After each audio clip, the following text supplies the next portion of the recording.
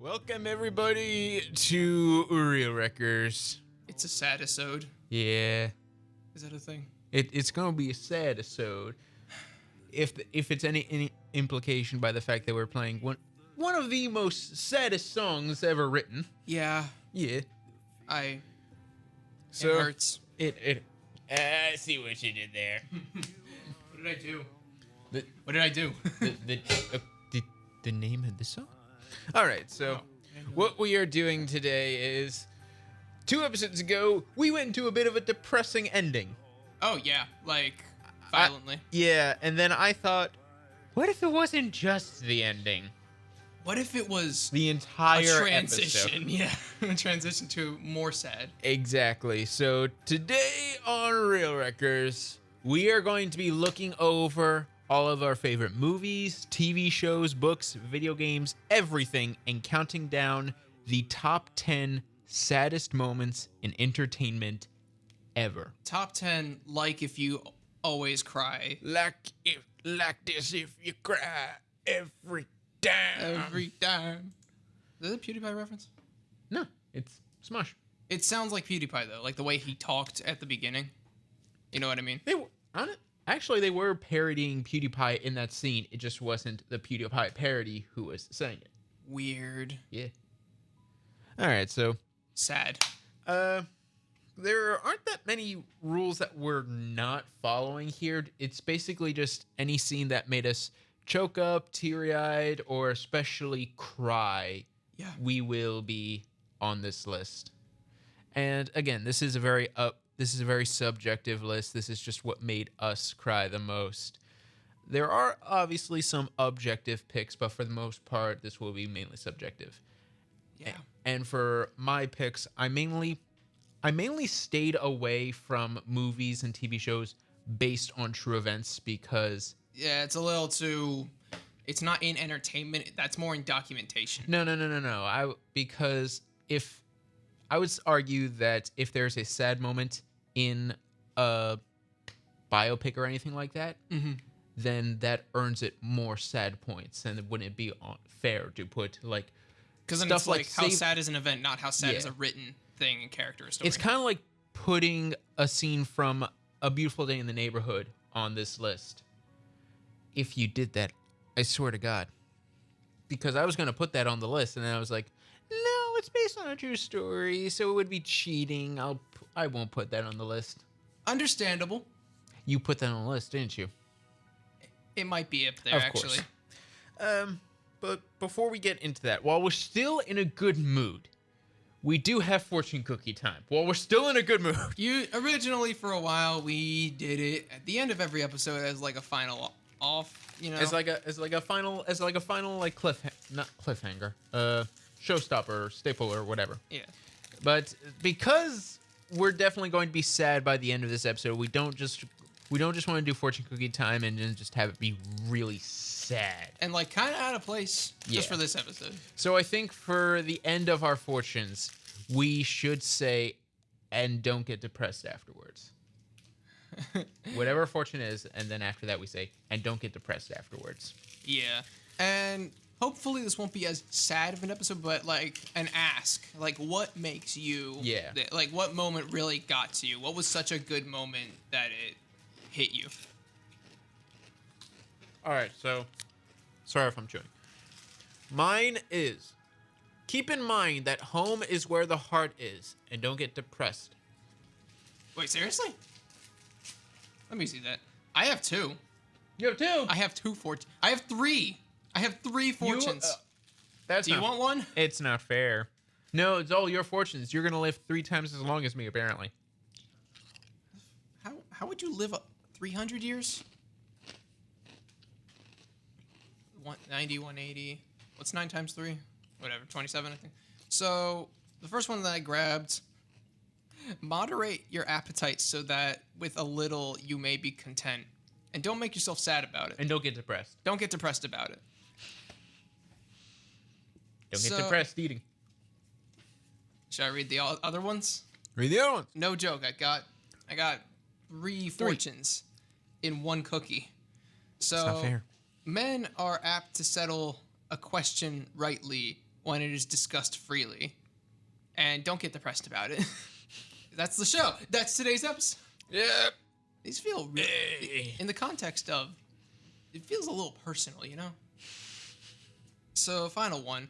May your faith always exceed your fears. No price is too great to go through life afraid. And don't make yourself depressed about it. Or don't get depressed about it. Three fortunes. I don't know how I got that. I'm genuinely surprised. All right. So we did have polls about what was the saddest moment did you think was in a movie, a TV show, a video game, etc., etc., etc. We did have some people comment. For the saddest movie moment in history, Broken Records 88 responded, Superman from Iron Giant. Ooh. That was the sad one. Yeah. I never cried during Iron Giant. I'm very proud of myself for doing that. I think It's sad for sure, but I never cried during it. I got emotional. Yep. Like, I'm just not sure if I was like sobbing though. I was more blinded by the awesomeness about how cool looking the kill version of the Iron Giant was. That more like freaked me out because it's like, oh, look how core recognizable he is. It's like you can't not go anywhere with this design. It's like, oh, he's just a big robot, and then he deploys that. Because I feel like he always looked a little more man-made to me. He didn't look quite as alien until he showed off his weapons. Audrey Charlotte replied, Slipping through my fingers in Mamma Mia makes me bawl every time. I can say for sure, nope, not that scene. Not that movie, in fact. I was gonna say, I don't think anything in Mamma Mia necessarily like. Mamma Mia made me annoyed. That's for sure. I like ABBA too much. I don't consider Pierce Brosnan can't sing. ABBA. He's an awesome James Bond. He can't sing. ABBA could have the saddest. Is it lyrics ABBA ever. or ABBA? ABBA, Are you sure? like abdomen, because they're German and they don't say ob. Okay. Usually, if it was, they'd be like ob, ABBA, like ob. And Guten Tag. actually, I'll save. We do have one for the saddest TV moment, but I'll save that for later because that's list? definitely on my list. Nice. But now we got to the picks of the audience. Let's get to our honorable mentions because I had about over 20 that I was like, oh, these all make me sad. I think I probably have some of your honorable mentions. Some of my honorable mentions include Batman stays with Ace from Justice League Unlimited. The child who is doomed. Yep. And he just stays with her before death. Mm-hmm. That's it. Kanan's sacrifice from Star Wars Rebels. That got me. Especially the episode afterwards where everyone was just grieving in their own different ways, and it was really sad. Everyone who doubts Rebels at the first watch, literally, it's one of those you have to trust it. Like you have to trust the process. I would actually describe that a similar way that I would describe my third honorable mention, which is the Day 4 Massacre from Torchwood. Torchwood season 1 and 2 are okay. You get through them to get to season 3, which is unbelievable, has some of the best moments in any Doctor Who related thing, and the massacre in the building involving Yanto and every single person in that building it's sad, it's brutal. And then I have Leaves on the Vine from Avatar, for obvious reasons. And then Burying the Dead from Clone Wars, which is the very last scene in the Clone Wars TV show. And those are my honorable mentions, and I feel like most of them are pretty self-explanatory. Yeah. All right, your honorable mentions? I have BT from Titanfall, the end of Titanfall. BT sacrifices himself to save. Oh, thank God, you have video game ones on your picks. Okay, thank God. He pretty much pulls an Iron Giant, literally. Okay. It is also literally a giant metal fighting robot, but like pretty much the same exact thing where it's more like you were literally a dull, boring, generic robot that you fight in the game, and then you like developed a personality by listening to someone new over time. It's one of those where you have like two options of how you want to talk to him. Like, do you just want to say the mission like dialogue, or do you want to say something really funny and see how he responds? And then he configures his hand and figures out how to do a thumbs up. And then that's the last thing he does before. Oh, so it's Terminator 2. Yeah, Yeah. literally, because it's one of the last moves he makes. All right. What? Any other honorable mentions? A movie I showed you today, Electroma from Daft Punk. Yep. I ticking didn't timer. get into. The ticking timer scene. Meh. Or more or less the bathroom mirror scene. Meh. Meh. Meh. Rude. Just because you don't taste it doesn't mean you have to hate it. I don't hate He doesn't it. have taste. I do have taste. You can't taste Yep. appreciable. I can. But yeah, Anything else? Or should we just... Or is that it? that's about it. Okay.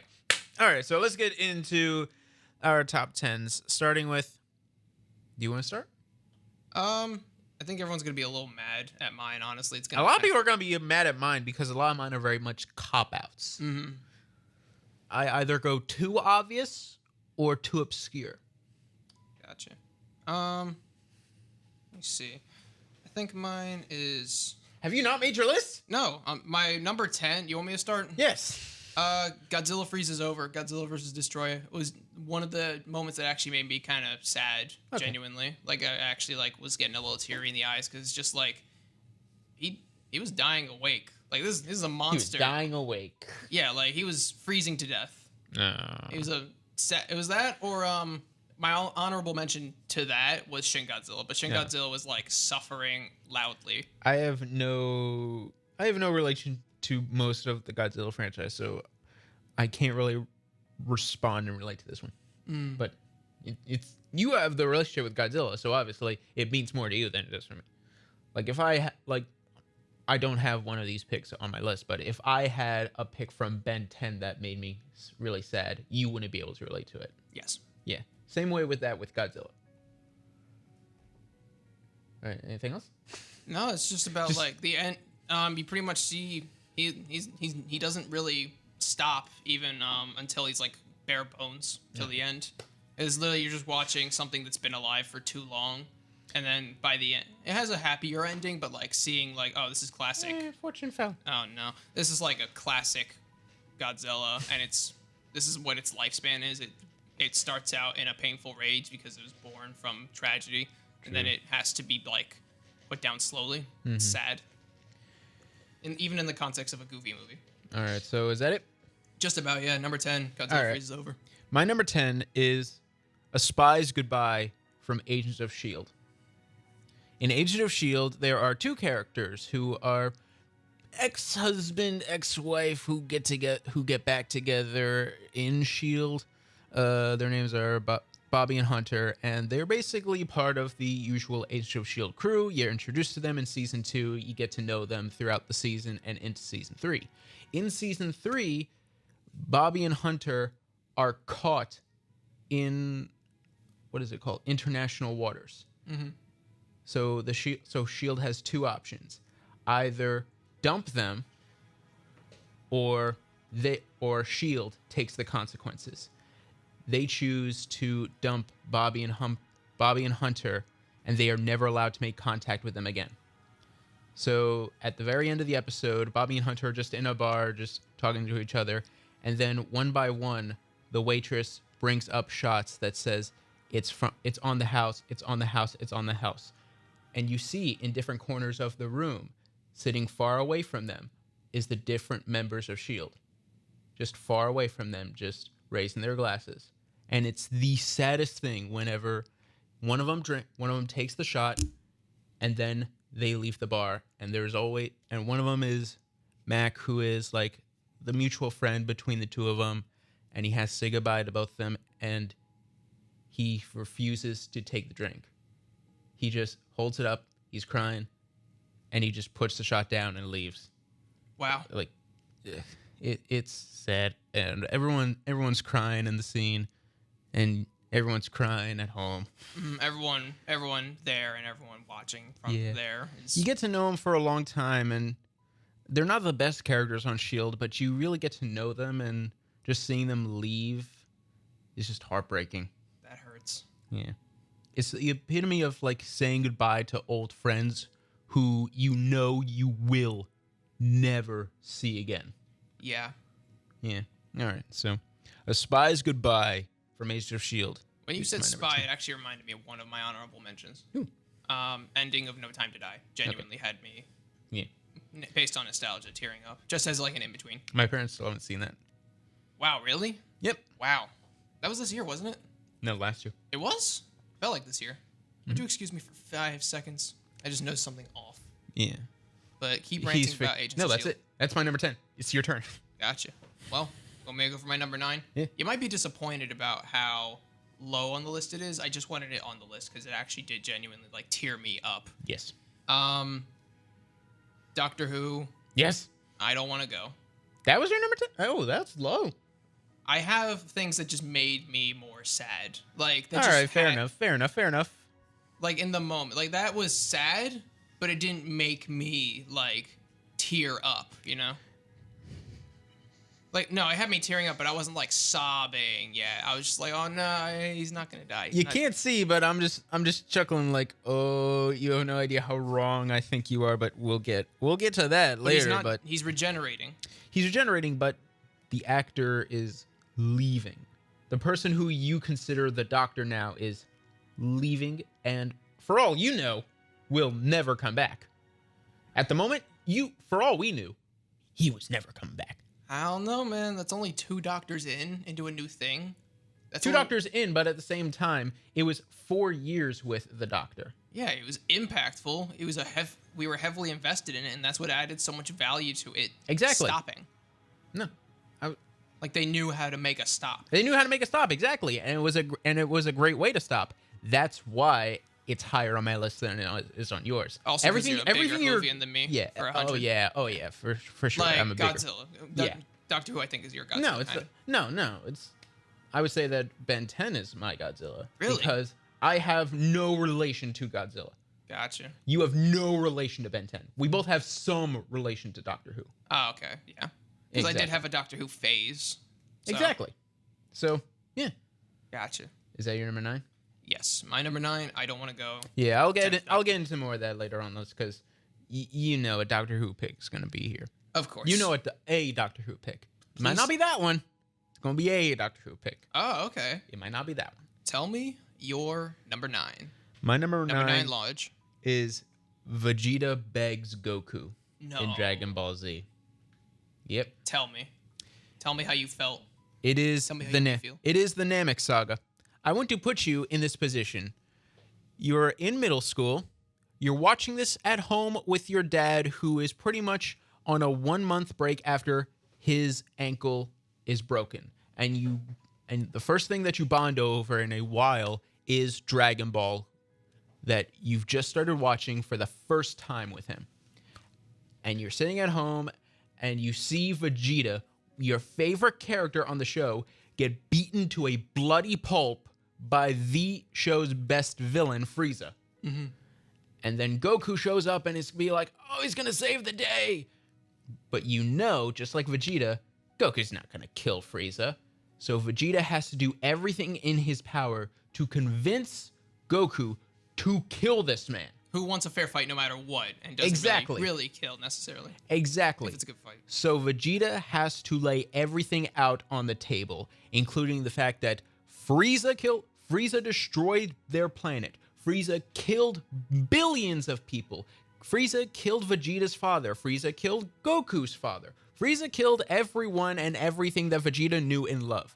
And as he's doing this, he is just crying on the ground, begging him, letting every single built-up emotion that he has had over, 20 years? As a pretty walled off Yes. character.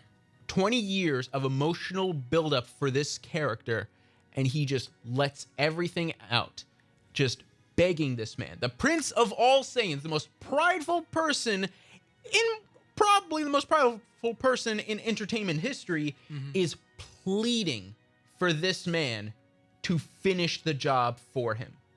And then he dies. And just the music in that moment, like Dragon Ball Z Kai didn't have as great of music as Dragon Ball Z, but that score in that scene, like that Hurt. I was bawling. I was actually bawling. My dad got up. He was going to the to the kitchen, and he was just looking at me, and he just said, "Are you crying?" Just like it seemed very out of nowhere at first because you were just watching. Vegeta's just the badass. He's Batman. He's the cool guy. He's Vegeta. He's son of King Vegeta. He's son of King Vegeta from Planet Vegeta. He doesn't cry. He doesn't. He loses, I don't but cry. he doesn't lose in the. He doesn't lose in here, man. In the head.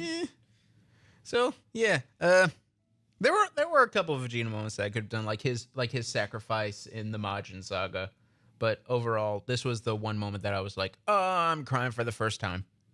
An honorable mention, like that for me, because I didn't have a Dragon Ball one, unfortunately. I had one of Trunks in Super.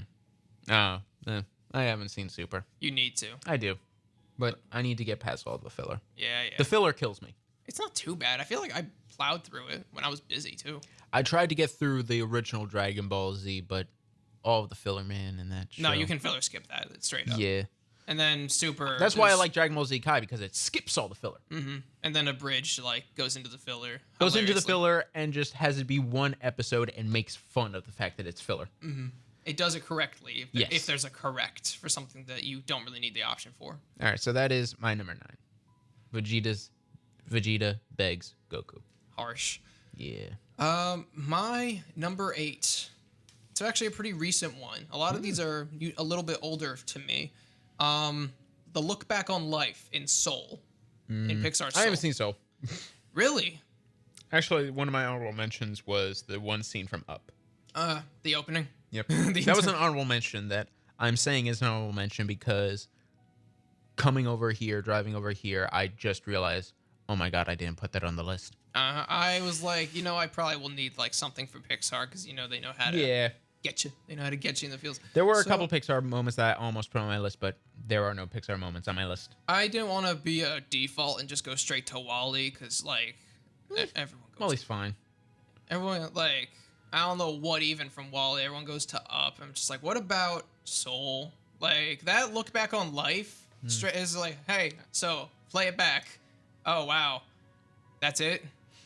And then the movie, it's like, well, no, it's not it. Let's actually look at it. And he's like, oh, wow, it's not actually as bad as, it's because it's my memory. And then what actually happened are drastically, different. And then how I'm remembered, it's its own thing. And then it explores it and it had me, tearing up the entire time. Like, man, he's just like me, for real. I have this. I want this. Not music, but, I want that ideal future, I haven't seen Soul, but that was only because it was a 2020 movie, and I've pretty much boycotted all 2020 movies.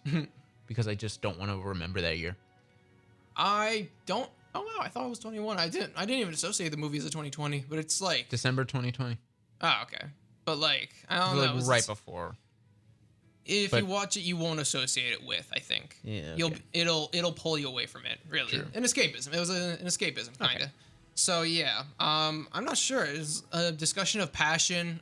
A tearful discussion of passion of how passionate yet about these things, but there's stuff like that, Yeah. It just really gets you. All right, so is that it? Yeah, just all right. My number 8, Soul. Look back on life. My number 8, Long Live the King from Lion King. That was an honorable mention, but Soul beat it for me. True.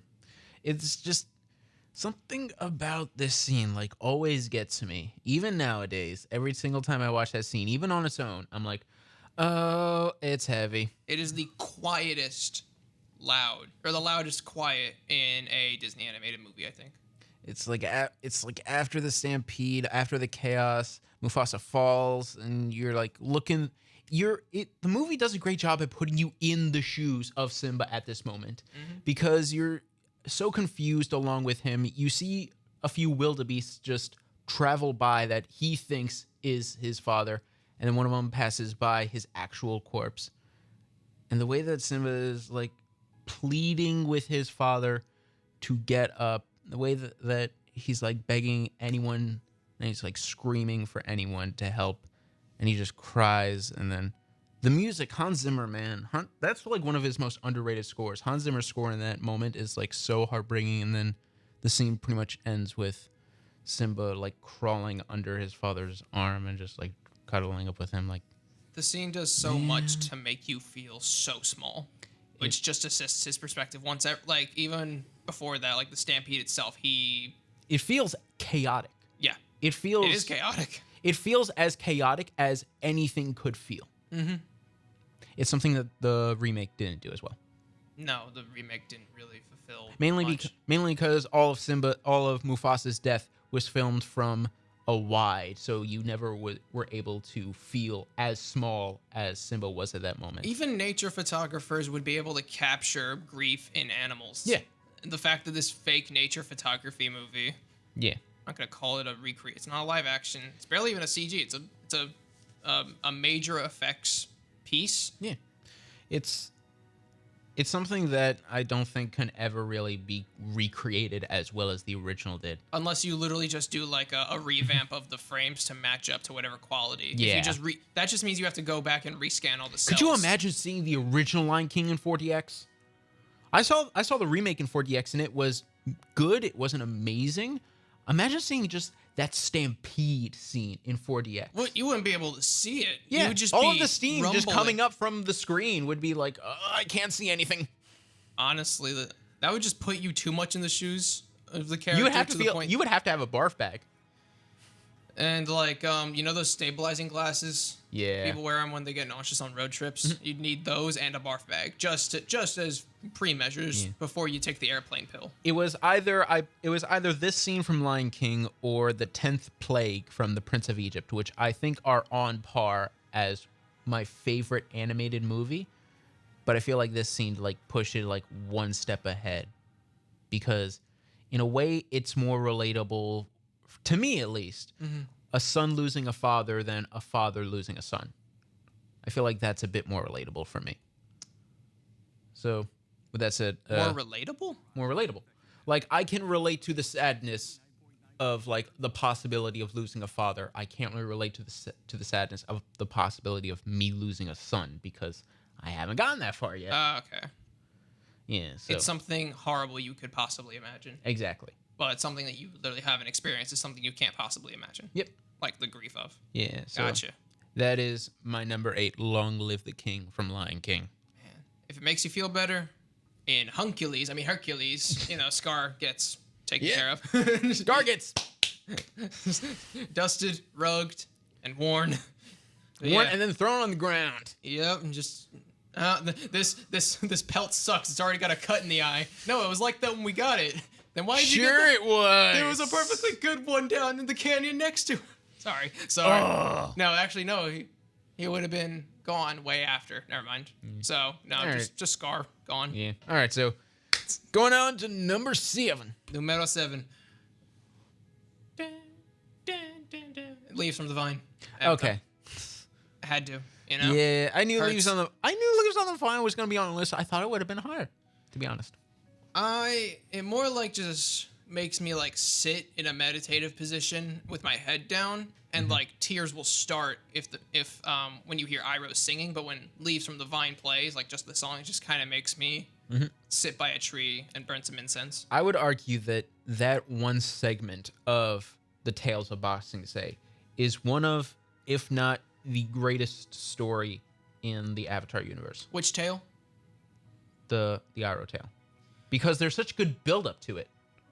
Because you see at first that he cares for the plants. He then sings to the child the same song that he sings later on the hill. He then consoles a whole bunch of teenagers who are in trouble. And then as someone is trying to mug him, he not only teaches him the proper way to mug someone And defend himself. and defend himself, but he also teaches the guy that there is more to life than just mugging someone, and that he can have a future, and he legitimately convinces the guy. And you see at the very end where all of this mentorly figure stands from. It stands from the fact that he lost his son because of his ego. So given any chance, he will help. If he can save anyone, he will. It's not even if it's one, even if it's a criminal, even if it's a beggar. It's not just his kindness, it's his form of grief. It's his love language. And the only way he can ever express it now to anyone is anyone. And that could be distant family, close family, unrelated, low class, high class. Yeah. It does not matter to him. He's not a warrior. He's not a general anymore. He's He's just a guy who wants to make a tea shop. he just enjoys Making tea. making and helping. Yeah. And it's beautiful. And it's his grief that makes him just such a deep character. Yeah. And it's beautiful. So And the fact that my mom doesn't want to watch it. Why? the disrespect. She tried to watch 4 episodes. I even skipped around to a darker episode to try to convince her, and she's still not convinced that it's a good show. Man, you got her to watch Rebels? I got to watch Rebels. I got to watch Clone Wars. Maybe if you rev her up to Samurai Jack, because No, I haven't seen Samurai Jack, so I don't know if that would be her thing. Because if I don't know if it's my thing, how would I know if that's her thing? it doesn't step too much into the childishness that Avatar does. Really, it True, goes but at to the same same time, exact journey. True, but at the same time, if I'm going to recommend my mom watch it, I should at least have watched it, so I have something to convince her. You can both watch it if she literally. It's made by the same creator of Clone Wars. I tried to do that with Avatar What, by saying? by saying the guy by saying Dave Filoni created the first season of Avatar. I don't know. I think the Tartakovsky he's Nope. more edgy. She doesn't care about that Clone Wars. Yeah, but he's the reason that the Clone Wars she likes exists also. I'm pretty And, sure she doesn't care that the guy directly responsible for making Clone Wars also made Avatar. I'm pretty sure she's not going to follow that same direction indirectly.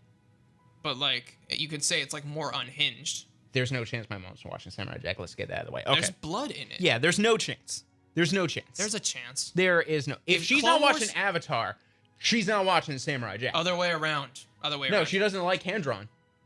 That's the big thing. She doesn't like hand drawn. Really? Yeah. Wow. She thinks of hand drawn as kid stuff. Samurai Jack has blood in it though. Avatar doesn't. She doesn't care. She will care. She doesn't care. I'm convinced she'll care. She won't. This is sad. If she doesn't care about Avatar, Guys, this is sad. It's She a sad doesn't- episode. yeah. All right. So, is that your number 7? My number 7, Leaves from the Vine, Avatar. My number 7 is similar to my number 8 because it involves the child, with the parent, the parent who is dying, and that is Nora meets Flash from The Flash, from the finale of season 1, which is one of the best seasons of of the entire Arrowverse. Season 1 of Flash, and it ends with probably the most heartbreaking way that you can possibly one of the last scenes you could possibly end a season with. Barry has the capability to go back in time and stop his mother's death. So he goes back in time and at the behest of his future self says, "No, I'm not going to save my mother," but he stays in the room and hears her death. And then when the Reverse Flash who killed his mother is gone, he walks out and pretty much introduces himself to his mother as the Flash and then as Barry, and then they just cry and it's and he says, "Everyone's okay. Everyone's okay." He just And then comforts her dies. until Yeah. Grant Gustin's acting in that scene, I don't think it's been topped much. I can't really think of another moment besides another Flash moment that would I can't think of top that another- besides in beginning of Green Arrow. I can't his think. grief. I can't think of another Flash moment that has made me oh, that hurts so much. Maybe Cisco's death from the middle of season 1, but even then, that was quickly resolved. Mm-hmm. Nora's death stuck. Yeah. Yeah. So your number 7. My number 7 is Nora meets the Flash from the end of season 1 of the Flash. My number 6. Barry meets Nora. Is it? Yes, it's my number 6. Yes. So continuing that. Yep. Go on. So basically, at the end of Flash season 1, Barry Yep. meets his mom.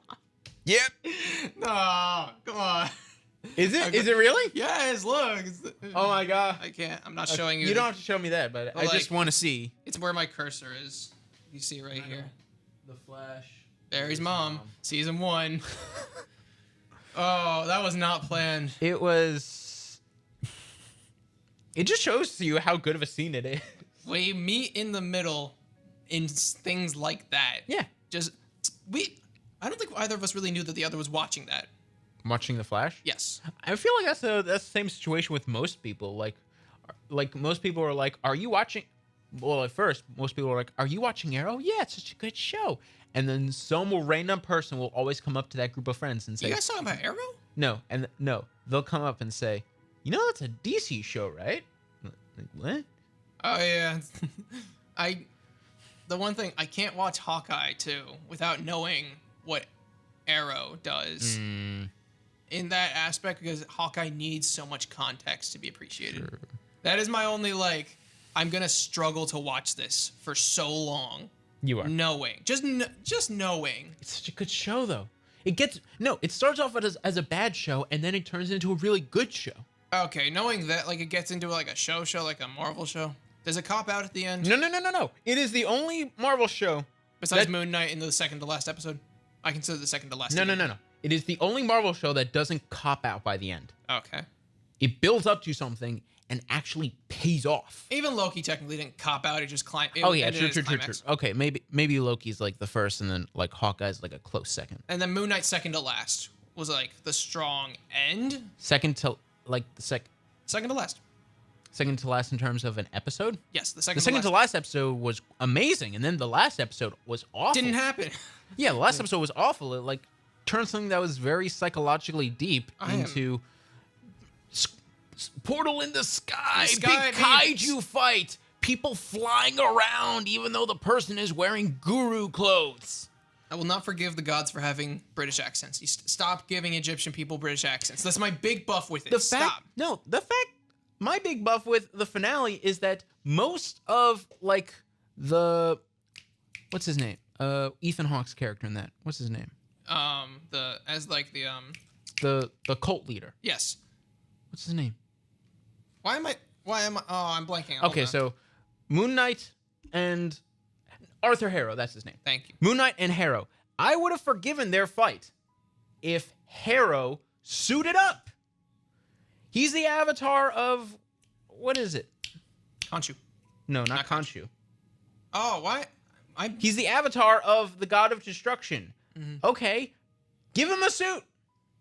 Give him something cool. This is the one time, reflect the hero, doing it like Ant-Man and Wasp, Iron Man. This is the one time where that makes sense. Because it's they're both Egyptians, they're avatars, so they're gonna look pretty close. You gave a costume to Scarlet Scarab.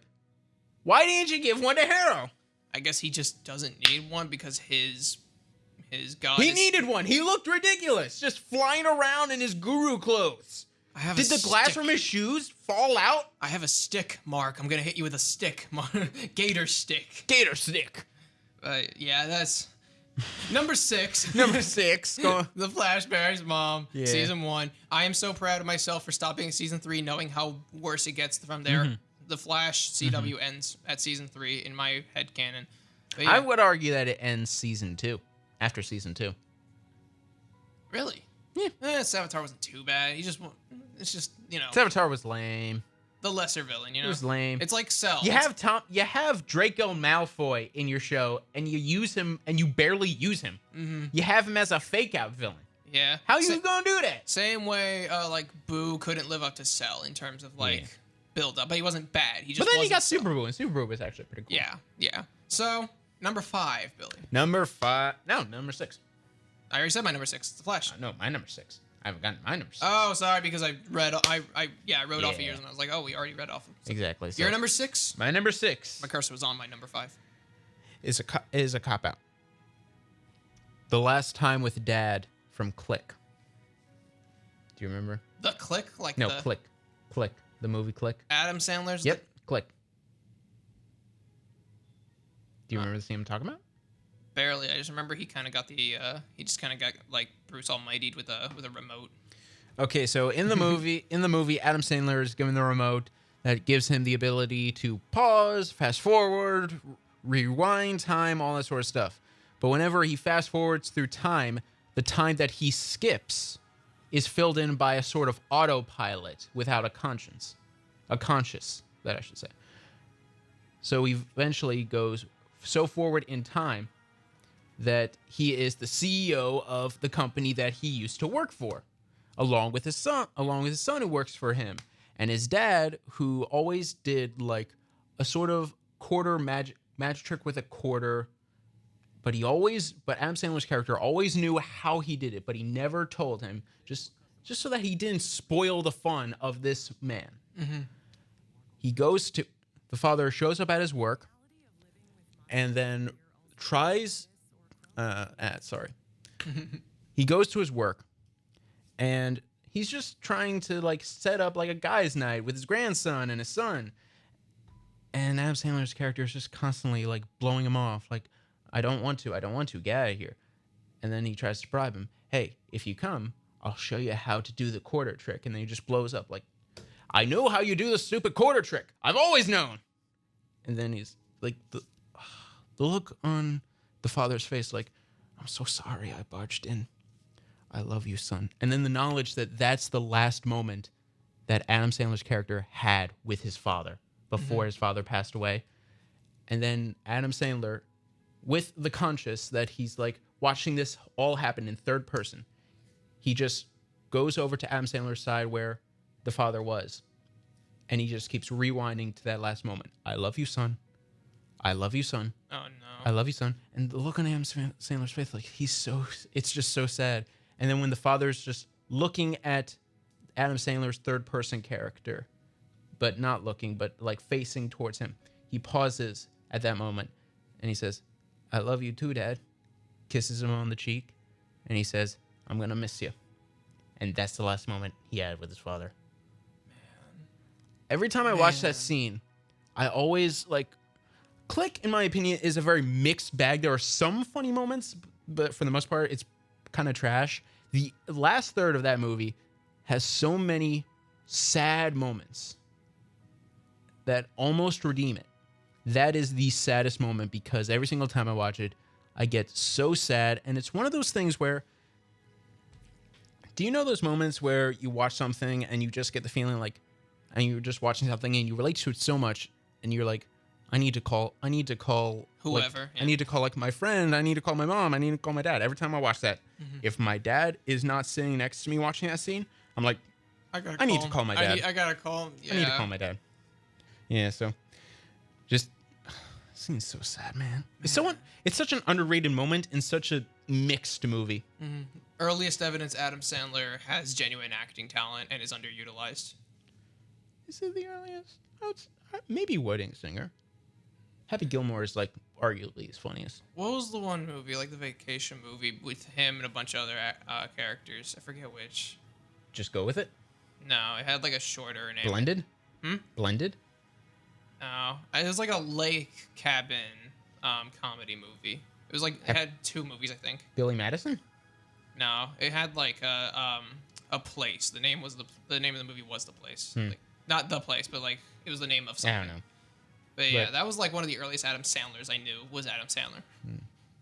But that moment from Click, that always gets me. Yeah. My number 6, my runner-up to the top 5 is Last Time with Dad from Click. That's heavy. Yeah. My number 5, pretty much The Wind Rises. Yep, I knew this had to be somewhere on your list. Yeah, pretty Knowing much you. Throughout the entire movie of a World War II aeronautical engineer designing planes in World War II in Japan. Yep. Designing Japan's aircraft in World War II. And at first you don't like really think about it, like, and then you're like a third of the way through the movie and you're like, wait a minute. Oh no, World War II. Well, to put it in actuality, the reaction you have 1/3 through the movie is, NANI? Shut up. The way that you see him build a relationship with a girl he met at an inn when he was like, right out of Germany, because during the movie, him and his like best friend in the movie, they have to split off where his friend stays in Germany to study their planes and he goes back to Japan to continue trying to build up pretty much a failing sector that the military will stop supporting eventually. And they will, pretty much all the planes that they send out never come back throughout the movie. he repeatedly, the same way that Soul kind of approaches the so lost in your passion zone that you are completely daydreaming. Time passes you by. People don't matter as much because you're just so focused on this dream you've had since you were whatever age. I already related hard to that. Like, because literally you zone out, someone's talking to you. It's like, oh, yeah, that thing I've been thinking about since I was like 11. Oh, man. I'm adapting this entire... And what moment from The Wind Rises? Like, that really had got you? me... That really got you. Everything goes silent, and the girl he's been talking to, I think his girlfriend now, Yeah. he knows that she had tuberculosis as a diagnosis, but it wasn't as severe. And then one day while he's still working in the city and she's still in the countryside, she completely breaks and starts like hacking up blood and is sent straight to the hospital and is sent home to just recover because it's whenever tuberculosis was cured in World War II.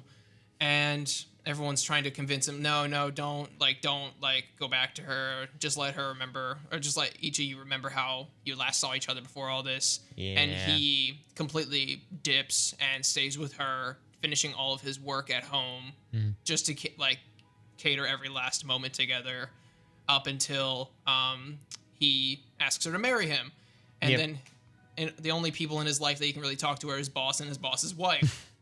And they are the ones that blessed their wedding. And eventually, just by the end of the movie, he's constantly asked in his daydreaming by his his idol, who's like his dream manifestation of it.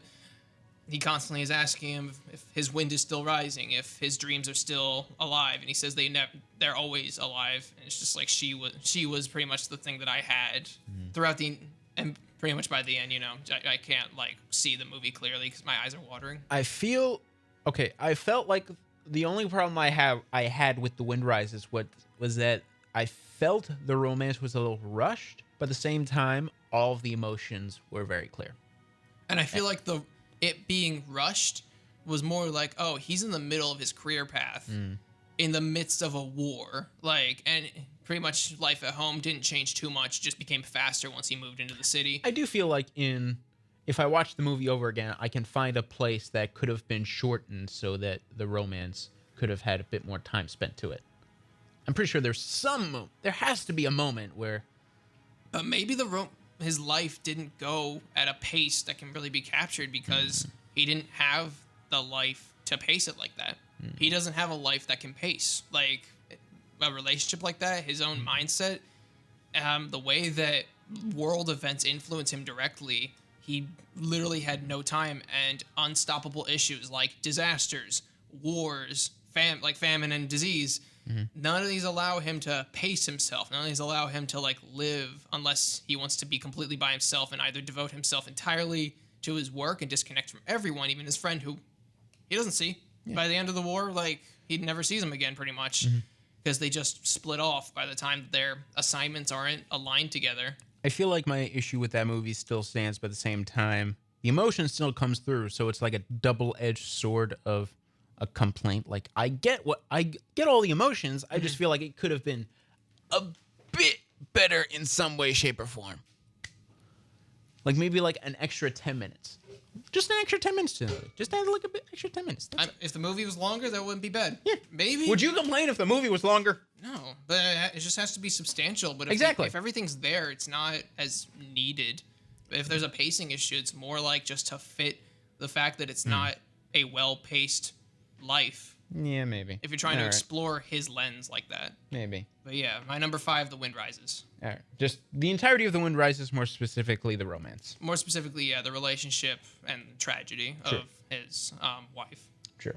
All right. So going into my number 5, we have the one that I teased at the very beginning of the episode, that there was a moment that in our poll for what is the saddest TV show moment that I did not say because I had it on the list as well. From Angel Boy Mom, my mother agrees with me that Dean can go now from Supernatural. Gotcha. Yeah. At the very end of the entire series, after 15 seasons, Dean and Sam finally escape this horrible this horrible like circle that they are trapped in, and they finally, because God himself put them on this path of just pure torture, pure torment, just psychologically destroying them year after year after year. They finally actually best God of all people, and they are free. The next episode, they realize something horrible. God was giving them plot armor. Because what happens when a normal person goes up against monsters with enhanced strength, speed, agility? What happens? They die. Dean is impaled in a barn and is like, it's 10 minutes long of just Jared Padalecki and Jensen Ackles just crying their eyes out and like acting so hard alongside each other, and Dean just constantly telling Sam, "You can't bring me back. It's done. We all knew this was how it was gonna end. You can't bring me back. Tell me it's okay to go. Tell me it's okay to go." And then at the very end, like Sam says, "Dean, it's okay. You can go now." And then they're touching foreheads against each other, and Dean just lets one tear down again, and his face turns pale. It's a lot of people call it a cop-out, but in actuality, it's the most realistic way you could possibly end Supernatural now that their plot armor is gone. Like, okay, you can go now. You're God, a person. Yes. God is gone. This person who has tormented them for so long, calling them the heroes instead of people, is gone. My life's a movie. Movies have endings. It can end now. My life was a story. I wrote my own story, and I paid the price for it on my own terms. I went out the way that I wanted to go out. You have to let me do this. And Sam says, "Okay. It's gonna hurt, but okay." And he just dies. It's a lot of people call it a cop-out. I love it. It's so sad. And like the entire commercial break, I DVR'd to the finale, and usually we skip through the commercials. We didn't skip through the commercials because my mom and I were just crying. My hands were on my face. I couldn't lift up the remote, type of thing. Like, my mom went to the bathroom to get tissues. Man. Like, ow. it hurt. Yeah. I love Supernatural. I'm rewatching it right now, and I'm about to get to one of the best seasons. I'm so excited for it. How many seasons are there? 15. And you're on season... I'm about to get on season 11. Gotcha. Okay. Wow, you were trucking through that, huh? Yeah. I started October. I started last October, and I should end by this October. So your number 5, or number... My number 5 is Dean Can Go Now from Supernatural, the series finale. Man. Yeah. All right, so number 4. It's getting heavy. Yeah. Just a forewarning. Like, my number 4 gets really freaking heavy. Don't tune out yet. You're not done. My number 4 gets really objective. Like, the moment, like, anyone who has seen this movie could hear it. Like, they know, oh, yeah, they had to be on the list. Oh, yeah. For me, my number 4, pretty much exactly what you said. Stand Unshaken. Red Dead Redemption 2. Finally, more video game. Yeah, This was one of my biggest pet peeves because I put out the poll for what is the saddest moment in another form of entertainment, and I put video game, books, etc. No one commented. I'm like, there has to be some sad moment. I put the beginning of The Last of Us as the picture. We need no sad moments. We need more gamers, more book readers. Yeah. Not me. But I think TikTok needs to introduce something of a polls thing. Like YouTube has it, Yeah, Twitter has it, TikTok, Insta has it. I would love a TikTok poll. All right, because then you can also just have like the comments and like top rated, like whatever. Yeah. But yeah, Red Dead Redemption 2. What can I say? It's a redemption story. What? You don't say. Well, the first Red Dead wasn't a redemption. It was a Red Dead Revolver. It was literally like a cowboy game. But the first Red Dead Redemption was just more like Red Dead Rogue Cowboy. But Red Dead Redemption 2, you follow a hardened criminal. Arthur is possibly, I think, the best game protagonist. Throughout the game, you can choose a good or a bad ending. The dialogue is so intricate and decidable. Like you can antagonize or be nice to anyone you want. The good ending, like the honorable ending, is the canon one. Did you choose the honorable ending the first time around? Yes, even everyone who says like, oh, I just wanted to know what the dishonorable ending looks like. They couldn't. A lot of it, you can't bring yourself to it. It hurts. You don't want to hurt someone who's in the whole story. He's just, I'm not a good man. I'm a bad. You know how I told you that I think Telltale games are the things that I'm like, okay, this is how I can get into gaming. I have run into a wall with that because every single time I finish an episode of the Batman Telltale game, there is only one way I can restart the game so that I can choose different endings. But the problem with that is I always choose. There are so many combinations that I can choose from that I have not gotten to episode 2 yet. It's been 2 weeks and I've just been going through all of the options trying to find out which combination I liked the most. Nah, you got to make like a list of each combination to see, like, do your favorite and then see like just down the line what each path and like mark it to see how many. I tried to figure out, okay, how would I respond? Okay, how would Bruce Wayne respond? Okay, is there a combination of the two? Okay, what if I went with the exact opposite? I'm still going through all these combinations and I'm like, I'm never going to get to episode 2, all right.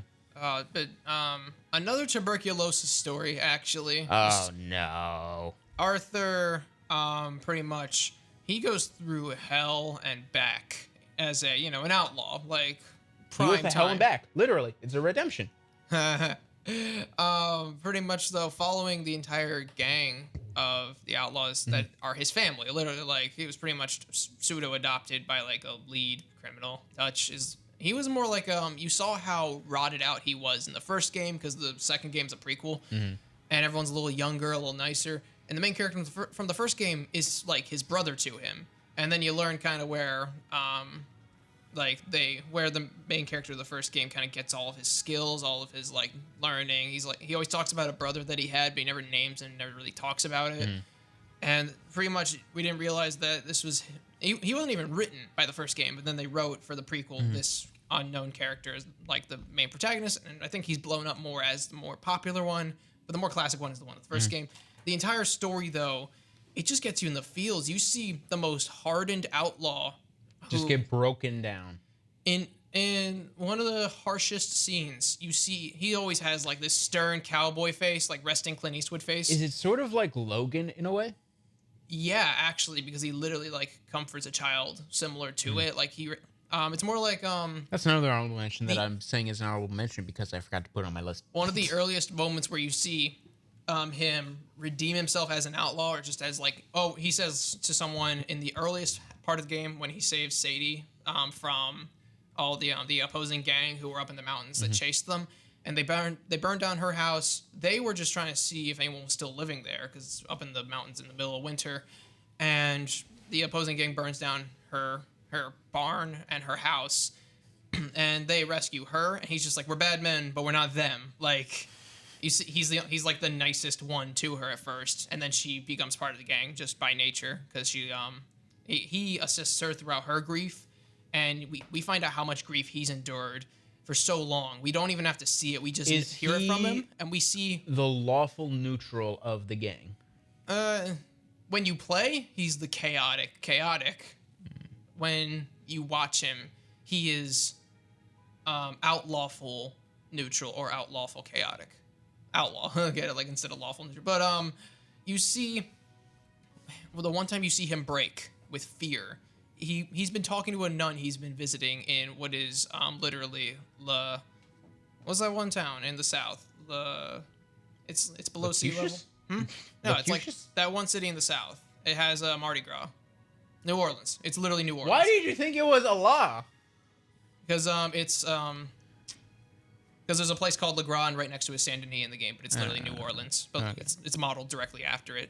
And pretty much the one character that he saves from getting like mugged in this town, city, whatever you want to call it, The one time you see him vulnerable because you can see him slowly succumbing to tuberculosis and like coughing and wheezing and passing out as he's having like one last conversation because one of the gang members has to leave just to escape the authorities. You just see his face break as he's talking to someone, and he just it broke me to see that happen. And just by the end of the game, I was not okay. It was just like who hurt you? I don't want to see this happen. I'm gonna see what the other endings. I can't play the bad ending for myself because I don't want to see him suffer. You're already so heartbroken that you can't bring yourself to see the bad ending.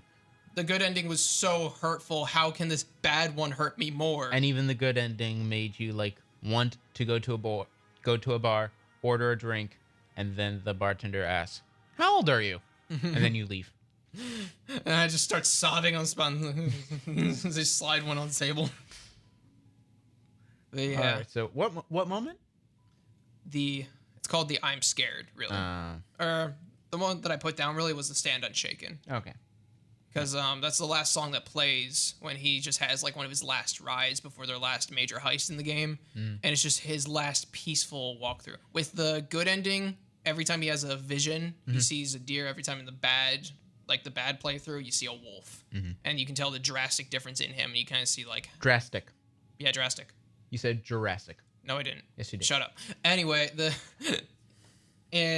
the later half of the game, just seeing him slowly break down and become more vulnerable as he can open up to everyone you interact with in the game, it just broke me to see. Like, and the music, dude. It's one of the best looking games ever made, and the music just broke me in those scenes. I don't want to spoil too much, because it's just that good. Your number 5 is Red Dead Redemption. Number 4. Stand Unshaken, Red Dead Redemption 2. There were actually a couple video game moments that I actually was thinking about. Like there were a couple of moments in Beyond Two Souls where I was like, that were like really heartbreaking. There was the one moment in The Last of Us 2, which I don't think is very good. It has its moments, and the ending is one of them, where the main character Ellie is like she is on this route to seek revenge for the death of Joel. And you figure out along the way a few things about her, like she can play guitar and she actually knows how to sing and all that stuff. And she is completely broken by the end of the revenge tale. She has lost everything. She has lost everyone. And she has even lost 2 of her fingers. So at the very end, when she goes back to the cabin that she was in earlier on in the game, she goes up to pick the guitar. She brings up the guitar to her face and then realizes she can't even play guitar because 2 of her fingers are gone. Oh, that's just like a little thing. Yeah, she's lost everything. Mm-hmm. Can you actually like play the in-game guitar too? I've seen you can actually play the frets. The scene where she first plays the guitar is really awkward because she sings "Take on Me." That's funny. Yeah. No, there's no choice for it. It's just you sing "Take on Me." Like really? Awesome. That's the choice. All right. Take on Me. Acoustic in studio. All right, so my number 4 is very obvious for anyone who has seen this, because anyone who has seen this movie puts this on their list. It's like an obligation. You have to, and that is the final execution from The Green Mile. Have you seen The Green Mile? I've seen The Green Book. Okay, you've not seen The Green Mile. I have not. The Green Mile is a Stephen King movie. It's 3 hours long. Well, it was also a Stephen King book, but I just saw the movie. It was a 3-hour Stephen King movie, and it was all set in a prison on death row. And the reason that it's called The Green Mile is because the way that the prisoners all walk on the green tile is just... They call it The Green Mile because it's a bunch of green tile. Yeah. And you see a whole bunch of... And you do see a couple people go into the Green Mile and get executed via the electric chair. And you actually do get to know some of the inmates and actually do grow to care for them enough to the point where you sort of forget why they're in this situation. They've done things so horrible that they're on death row. But the thing about John Coffey is that he is a huge black man, very low in intelligence in this, 40s? 40s, 30s? And he is also a man in the South. and he's convicted of killing 2 people. But throughout the majority of the movie, he has shown that he is more kind than even the people on death row that you do get to know and do get to care about. And then it's eventually revealed that John Coffey never killed anyone. Like he's a innocent man. The person who killed the two kids that he's convicted of killing is on death row already, not for those killings. But there is no way that they can prove that he is innocent without risking their jobs. And in the South, that's not a risk you can take to defend a black man who is already on death row. In the South, in the 40s. Exactly. Already on death row. Like, it's horrifying. There's no way of, like, saving someone like that at that point. And all four of the guards really get to know him. And one of them is played by Tom Hanks. One of the guards is played by Tom Hanks. One of his best performances. Mm-hmm. And when he's, like, on death row and all the guards are just bawling their eyes out, but while all the people, like all the witnesses who legitimately think he killed 2 kids, they're all just looking at the guards like, what the hell are you crying over? They're all crying, and Tom Hanks says, are there any last words? And he says, I'm sorry for what I am. And then you have to put the hood over him, but John Coffey is like bawling his eyes out saying, no, sir, please don't put me in the dark. I was afraid of the dark. Man. And then they have to pull it. It takes them a solid like 30 seconds to really pull it after Tom Hanks says roll on 2, which is the execution. Which is the execution. It takes them a solid 30 seconds to like actually pull it. Such a sad scene, man. I challenge anyone to watch that scene and not bawl their eyes. It's a 3-hour movie where you get to know John Coffey and you know exactly where it's going because there's no other way that it can go without ruining the movie. I feel like I want to see this now. Not just because it's Stephen King. Like, yeah, The Green Mile is legitimately one of my favorite Stephen King movies. It's like maybe it's right next to The Shining for me. Green Mile's so good, man. I need to see this. It's directed by the same guy who made the first season of Walking Dead. Oh, okay. Yeah. I need to see more. And Shawshank, yeah. I need to see more good Stephen King movies. Oh, exactly. You see the hilariously bad ones. Firestarter, It Part 2. It Part 2 was hilarious. Dark Tower. Yeah. Also, Stranger Things is literally It Part 1. Oh, absolutely. Straight up, but like if the Demogorgon was like a character, like if he had a person. I was like, no way. These things are getting way too... It's just they're both take place at this point in time. No, I was so wrong, and I am so sorry. Yeah. This is literally it. This and It Part 1. Mm-hmm. Scene for scene, I feel like they could be put next to each other. Sure. But, man... My number 4 is The Final Execution from The Green Mile, because I saw the movie, so I have to put it on here. Man. All right. The only reason you haven't put it on your list is because I haven't seen it, I assume. I guarantee you. It'll take a spot, maybe. I guarantee you, I will... If you watch it with me, I'll grab tissues. All right. We'll get some bonbons, get some tissues, start crying. Mm-hmm. Get some Haagen-Dazs in there. Man. Sobbing it gets sad. Sobbing into my pint of ice cream. It gets brutally sad at times. Moving on to top 3s. Moving on to top 3s. Jurassic Bark from Futurama. Oh, no. Have you seen that? Yes. That is the only Futurama episode that I have seen. Oh, sweet child. Sweet summer child. So... I will wait for Stop. In Futurama, we find out that Fry had a dog in his old life before the 3000s. Mm-hmm. And I believe it was a stray that he would visit every time he was leaving his job delivering at pizza shop. And he finds out, I believe in the ruins of old New York, he finds out his dog is still encapsulated and like perfectly preserved. And has a chance of being brought back. The professor says he can Lazarus pit it. Literally, like they have a Lazarus pit in the scene. And pretty much we just see Fry like unravel all of like his pleasant memories from a life he, throughout the whole time. It's like, oh yeah, I hated that, and now I'm in the exact same life again, but it's so much cooler. And then we find out like the little things that he did cherish, and the idea that he could continue it by now, because his dog was like perfectly frozen at like a ripe-ish age. Yeah. But then we see like what happened when Fry was gone, like whatever happened to him. Well, first we saw that Fry saw that he lived to a good age, especially for a dog, and then he realized that no, it wouldn't be fair to bring him back. And for what it was worth, I think he would prefer to leave all of his memories where they were, like where they ended. And it would probably just hurt more to know, like, whatever his dog went through while he was gone. Because we saw it. Yeah. We had to see it. I'm pretty sure there's a real life story of a dog that waited for its owner at a train stop, too. And it, like, never... You mean like Hachi? I think. Yeah. Was it a Shiba or something? Was it Yeah. like a... Yeah, so stories of, The loyal dogs. Yeah, I refuse to watch dog movies, besides Dog, because I found out the dog didn't die. So, dog stories. Yeah, they really hurt. They can Yeah. hit home way too hard at times. I think everyone knows what it's like to often lose a pet.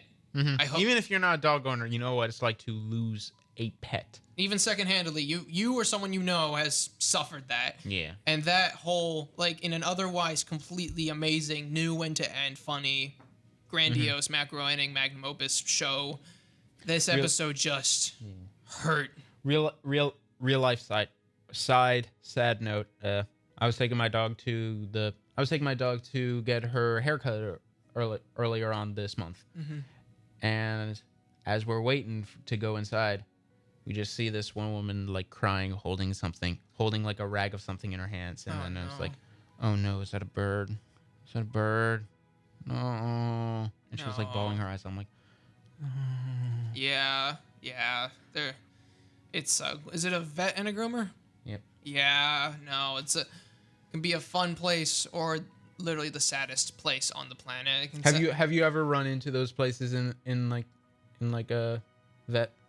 Luckily, I haven't had to go for anything like that in my lifetime. Have you ever like run into like situations where you just see like a person like with their dog or with their cat or with their pet? No, luckily, the only times I went for the groomer was only was a PetSmart groomer, so it didn't have a vet. And the time I took him to the vet, it was during quarantine, so it was like you give it to them out front, and then they walk it in. So I luckily didn't have to see that. Yeah, it's a sad moment, and you always like have to like not make eye contact, look down, and step out of their way because they always Just, have like, priority. Yeah, just give them space. They always things like that. And you're that's there why- you're there for all the same reasons that they have been there. Give them their space. Give them your respect. It's respect and then some. Exactly. So yeah, my number 3, just one of the things that for the longest time, like, just hurts. It hurt. Jurassic Park from Futurama. I have a very similar one on my list, but we'll get to that later on. My number 3, this is where we get to the Doctor Who episodes. This is where we get, because I could have chosen a lot. I could have chosen so many that I cried. I thought the poll one from your mom was going to be a Doctor Who one, but it was a Supernatural. It was Like, Supernatural. oh, She's more supernatural than Doctor Who. Because Jensen Ackles. Who? Dean. I was like, I know. Soldier Boy from the New Boys. Yeah, I knew that. Yeah. Probably. I haven't seen season 3 yet. Don't spoil anything. It's awesome. We should watch it. We should watch it. Okay, so Your number 3? my number 3 is a Doctor Who moment. I could have chosen so many because I've cried so much at this show. I could have chosen Rose and Ten's goodbye. I could have chosen the end of Father's Day where Rose has to let her father die alone. I could have chosen Amy and Rory's death via Weeping Angel. I could have chosen Bill being shot in the chest and turning into the first Cyberman. Like the OG Cyberman? Yeah. But then I decided, no, the regenerations have always hit me harder. It was all a matter of which regeneration hit me the hardest, and there was only one that, like, broke me. 10. Yeah. It's the same. It's the same as yours. My number 3 is 10's long farewell from the end of time. if I maintained my hype for Doctor Who since I started watching it, it probably would be close with yours. In my opinion, The End of Time is the most thematically cinematic Doctor Who has ever been. Because it feels like a big story. It feels like an epic story because there's so much emotionally on the line for the Doctor. And there are just so many moments from this episode that like are so cry-worthy. Especially like the moments with Ten and Wilfred. Because, my God, Bernard Cribbins, who plays Wilfred, whenever that man cries, instant. You cry. When he cry, you cry. It's hard. You always... Simon Says. It's hard to like watch an old man cry and not tear up when that man cries because he's so goddamn likable. Like you always cry. It's like always bawling. But Ten's death, he goes through every single person he's met over his time as the Doctor. He goes to see Martha, he goes to see Mickey, he goes to see Jack, he goes to see Alonzo from one of the Christmas specials, who was like an off-brand joke, but he goes to see him, and he goes to see the descendant of the woman who could have been his wife, and has him sign her book. And then he goes back in time to 2005, and from the shadows, wishes Rose a Happy New Year. Oh. And then, as he's going to the TARDIS, an Ood pops up, and he says, "We will sing to you, Doctor. The universe will sing you to your sleep." And then Veil to Come plays, and it's just it's probably the saddest song ever played on Doctor Who. And he's just struggling to get to the TARDIS, and he's just struggling to like pull the lever to just like fly the TARDIS away. And it's even sadder, like the moment that I was like, oh, this is so sad, was when he took off his trench coat and threw it onto one of the ribs of the TARDIS, like he usually does, and just knowing it's gonna be the last time. He's hanging it up. He's not just hanging it. He's hanging it up. It's the last time that's gonna happen. For good. And then he says, "I don't want to go." Every Doctor has had a speech for their regeneration. Like the universe will go on, or space and time is just a construct or whatever. But the 10th Doctor saying, "I don't want to go," is so heartbreaking because not only because it's so simple, but also because it shows that he's loved this. He's loved this life. It's not just the life of the Doctor, it's his own that he has loved and he wants to do better in, but he's not given the choice to do better and is taken away from him. Often reincarnation stories just have so much weight, Exactly. knowing that it's Have you seen A Dog's Purpose? No. You know of it. You know of it though, right? I think so. Yeah. That's a reincarnation story, but the 10th Doctor's death is like it's drawn out, but in the way that you want like a farewell to someone with such a tenure. You want it to be drawn out like that. And you've said like you've already said quite a bit about it, so and being the Whovian, I think that speaks for itself. There is, before I move on to your number 2, I just need to say one last thing. Doctor, stop blowing up in the TARDIS. This is why it doesn't work. Because you keep blowing up in it.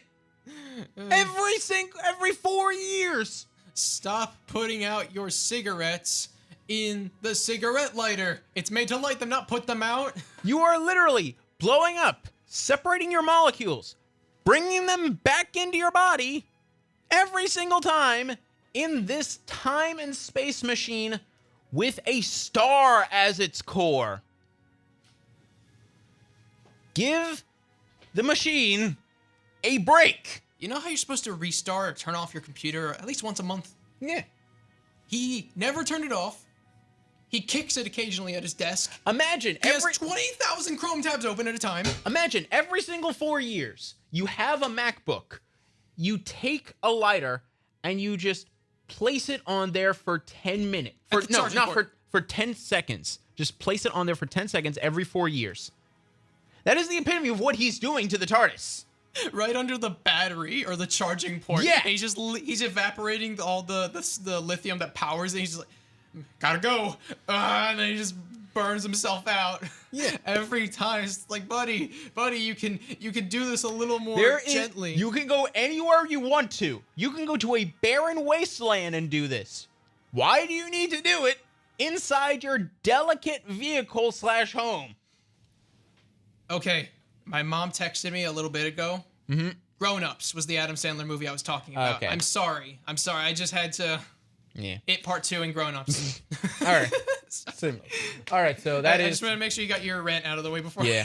That is my number 3. Thanks, Mom. Ten's long farewell from the end of time, part 1 and 2 of Doctor Who. Yeah. It just. It hits. That's a number 3. Like. That's number 3. It's getting heavy.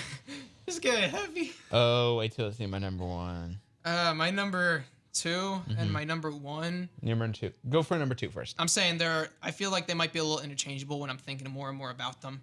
Go for number 2 because my number 2 and my number 1 aren't. Yeah, my number 2, Steven Universe Future. Steven Universe is like Dragon Ball Z. Steven Universe I know Future of Steven Universe. I've never seen it.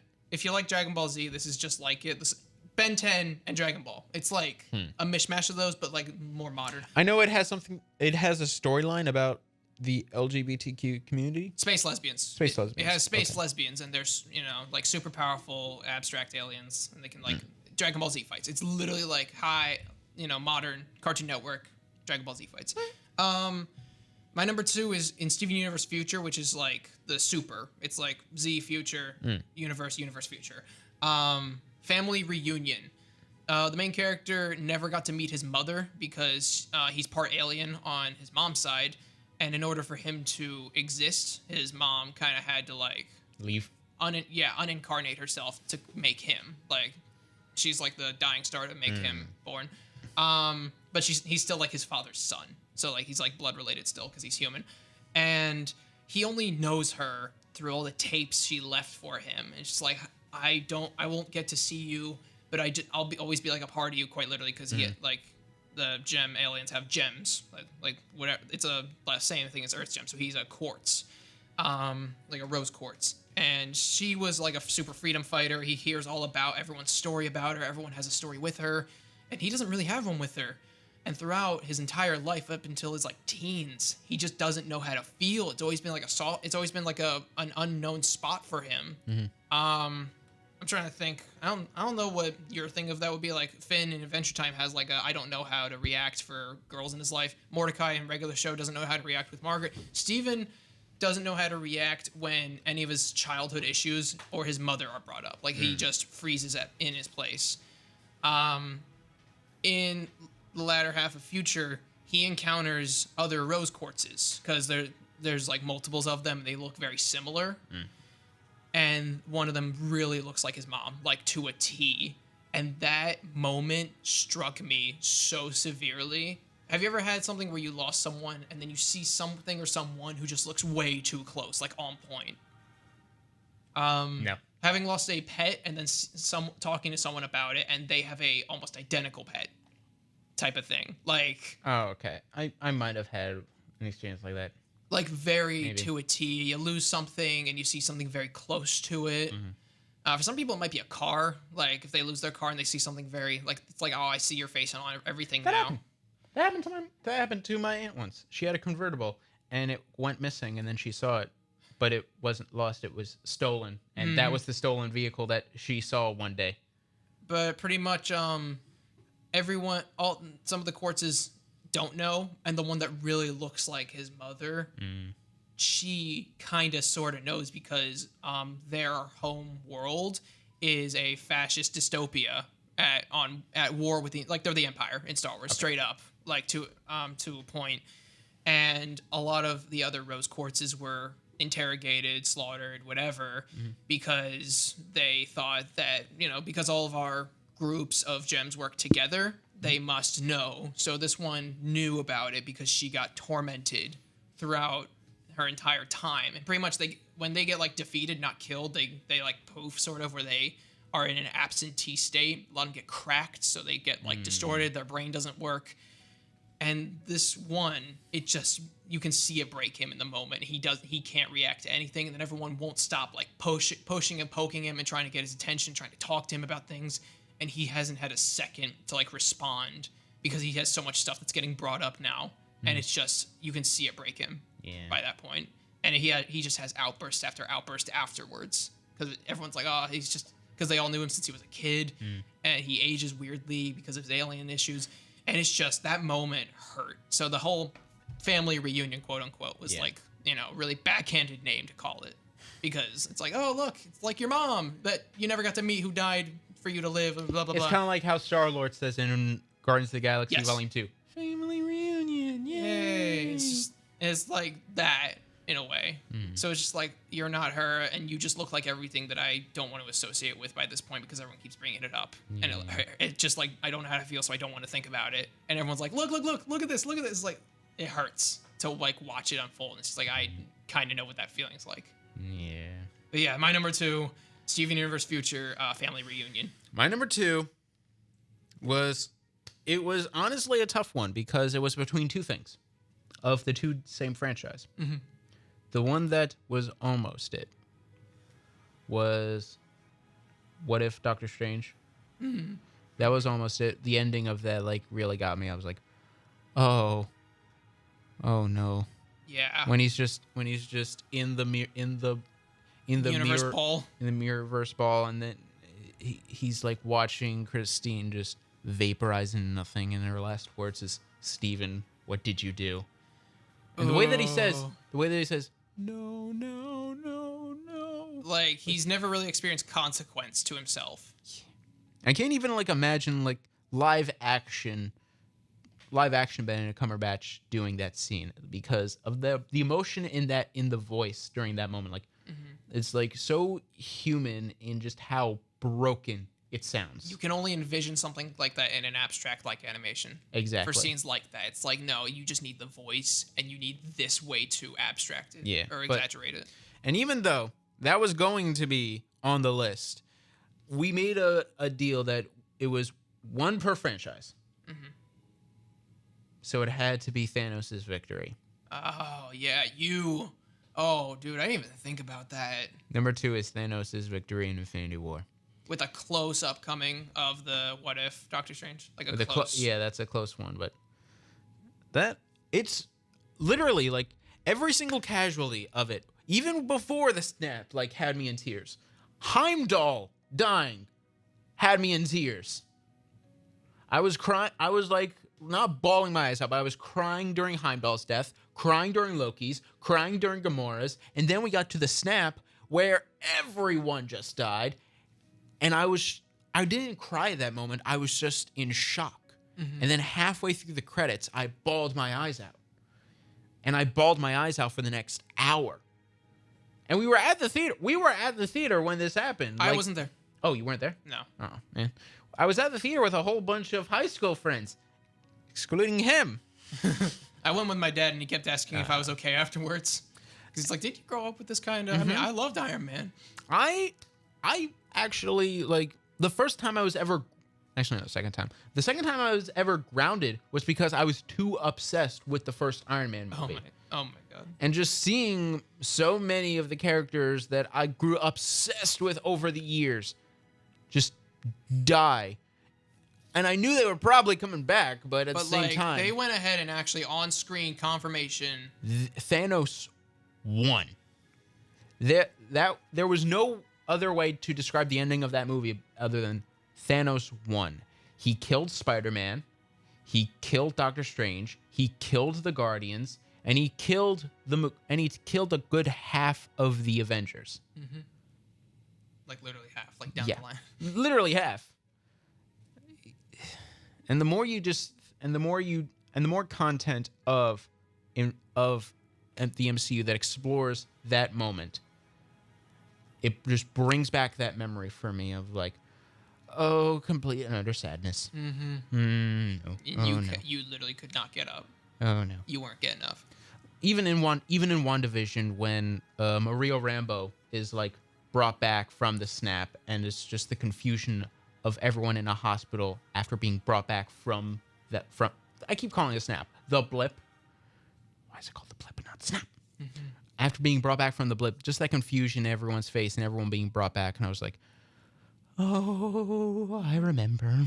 I remember that 2018 night. Still a little weird that getting brought back in a safe spot was not a safe spot doesn't mean not in a hospital that's actively busy. Like outside the hospital, like in the waiting room.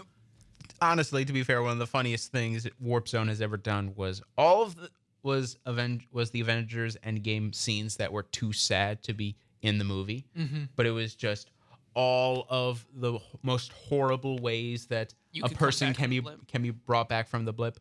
Like there was a person who got brought back in his house after his wife moved on and married someone else, and the new husband shot him thinking he was an intruder. There was a blip on the radar and the Air Force was worried, so they had a drone in the air that had microphones, and it was just a whole bunch of people screaming as they were falling from what used to be where an airplane was. Oh, yeah. You know, he really worded that well. Like, safely. Bring them back safely. Don't just bring them back. Did he say safely? I think so. I don't think he said anything. Or I'm pretty sure, like, his brain auto-assigned it to the gauntlet. Whatever. Like... I'm pretty sure in that moment, in that painful moment, I'm pretty sure all he could think was, bring people back. He accidentally brings back everyone who died ever. Oh my god. Imagine. He's just like, bring everyone back. That would be good. Wait. That would be an interesting way to bring the character of Death into the mix, because she was an actual character in the Infinity War storyline. And then she just goes right back to being dead because she's Death.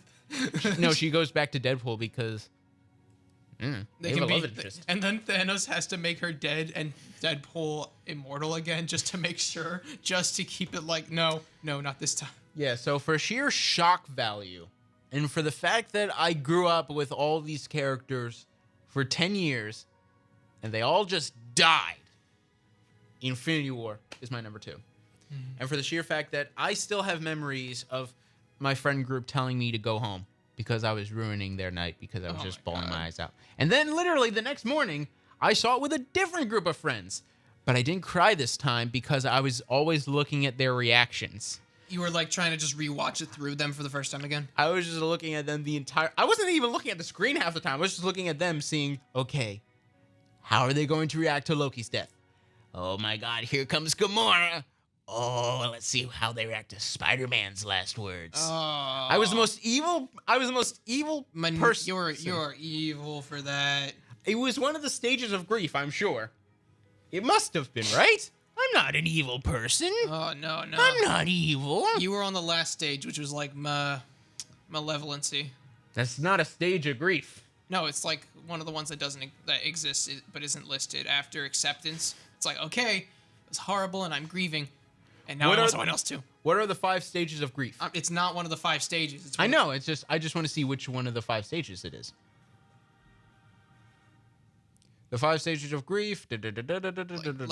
After acceptance, it's your choice, and you chose like revenge or maniacal. The 5 stages of grief: denial, no; anger, possibly; bargaining, no. Now you went through all. Depression, eventually; acceptance. I eventually went through accept. I think at that moment I was in the anger stage. Like I was an evil person at that stage. I'm saying, no, you went through all the stages. Oh, absolutely. And then you went evil, like acceptance and then like vengeance. Mm-hmm. Like I went to sleep and accepted it, and then I woke up and I was like, yes. Mm-hmm. All right, so my number 2, my runner-up is Thanos' victory from Infinity War. Man. And that's my most famous. That's the one that I brag that I cried over. I don't know what my most famous would be besides like Futurama or The Flash or the Doctor Who. I feel like those are and Soul. I think Soul was pretty big. So with that said, number 1, the saddest moment ever. Well, you already kind of said mine. All right. At the start of this episode for my number 1. Because you said we can't do. A Beautiful Day. Is it the 5 seconds? Is it the 1 minute? The Quiet Restaurant. Yep. A Beautiful Day in the Neighborhood. Well, the thing is, that was a written scene. Like it was specifically written to play out like that. Sure. So that is where the based on a true story probably really comes in for the emphasis. Sure. It's a sad story, with a happy ending question mark, I think. Happy ending. So, Beautiful Day in the Neighborhood, possibly one of my favorite movies ever. Yep. One of the best movies. One of the best movies of 2019, and that's saying a lot. Oh yeah, that was 2019. Yep. That really was one of the best years Great of year. film. El Camino came out that year. El Camino was actually a runner-up too. Jesse leaving at Badger and Skinny Pete's I house. was. I'm surprised on my list. There is no Game of Thrones. There is no Breaking Bad. I think they have just great moments, not quite saddest moments. I mainly think because I forgot about Game of Thrones. That's the only reason why it's not on the list. El Camino lost to, I want to say, Doctor Who or Soul somewhere. All right. Because it was like, oh, I just felt bad for him, and I couldn't pick a single moment. It was just all downhill by like that point. But yeah, the restaurant scene. just Tom Hanks, I was not like him, Mr. Rogers. Yeah. Maybe, I guess, if you really. And then in the movie, I'm just like, oh, yeah, That's Mr. Rogers. that's Fred Rogers. That's Fred. That is Fred. Wow. I did not see that coming at all. He did the voice so correctly, especially like TV Rogers, kind of having some sort of like, friendly to a child and then to an adult. He's the same way. Like, and the whole, he's not a saint. The way that he is achievable, and he's just him acting on his own accord to be like that. Even his wife says, no, he gets angry. He just doesn't like to. He just doesn't like to show his anger in the same way that most of us do. Or when he does, he'll talk about it. Like he talks through things, and then in just a moment of like, I just want a minute, or like I just want 30 seconds of peace and quiet, please. And then he's a minute of quiet And a minute of silence where everyone in it's such. It's don't one of know. the best scenes in a movie in 2019. Remember when everyone in here was bullying you because you weren't appreciating the silence of Spirited Away? Yeah. Think about the restaurant and a quiet street. I appreciated. We're not that going scene. back on this again. No, appreciating the Okay. silence. I appreciate the silence They of that scene. Exactly, and you're just not getting it with Spirited Away. Everyone else is getting it. Get with it. For some Stop reason, having an opinion for some once. reason, I got it with Beautiful Day in the Neighborhood though. And you got it with Barefoot Gen. Yep. Barefoot Gen actually was going to make the list, but I think The Wind Rises had it. I for more me. got anxiety from Barefoot Gen than I felt sad. Dread, like sad dread. Like my face was getting ripped into a dreaded, sad. It's face. just a The whole scream. bunch. Barefoot Gen is just a whole spectrum of different types of emotions you feel of dread. Everything that explodes, like the same way, like the Doctor's regeneration. Everything from him explodes outwards until nothing. Barefoot Gen is all nothing and then nothing and then nothing and then more dread, if anything. But the Beautiful Day in the Neighborhood. What can I say about that movie except for the fact everyone was tearing up, everyone was holding back, and like even I'm 90%. I saw this with my dad. I'm 90% sure he was starting to tear up. same.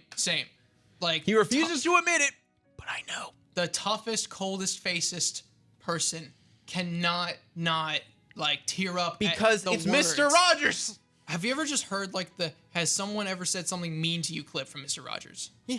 That clip alone just had me like vulnerable. It makes you vulnerable. Have you ever seen the scene out of context where one of his puppets says, "What does assassination mean?" Just out of context, like. Because think about it, Mr. Rogers during Reagan era, I believe. I'm pretty sure. Was it Kennedy? Kennedy, yeah, it was for Kennedy and Reagan because he Yeah. was way before that too. He was explaining huge, big world concepts to him, or to like children on TV when they weren't able to grasp things because a lot of tragedies were televised because camera people and television like directors were not allowed to cut. They can't cut from something. Also, because they can get sued for like hiding evidence because they are one of the evidence pieces. And Mr. Rogers was like, what you play to a kid on public access for everyone to know, like, here's what happened, here's it for a child to understand, or just a vulnerable person, because like everyone's like, oh, children are so innocent, they can you can tell them anything pretty much, and they take it face value. He explains things at face value, but not blankly, not cold, not harsh. He explains things with compassion that at face value are compassionless. But genuine. He compassionately to the person, genuine with what he's saying. Yes. And to a adult who just completely shuts themselves off in, I have to be an adult world. I have these problems. I'm going to solve them all on my own. And he's like, "Oh, I'm just trying to get my journalism interview with you. Like, And just just that- please." And he's like, "Well, no." Like, he breaks it down for him. Mm-hmm.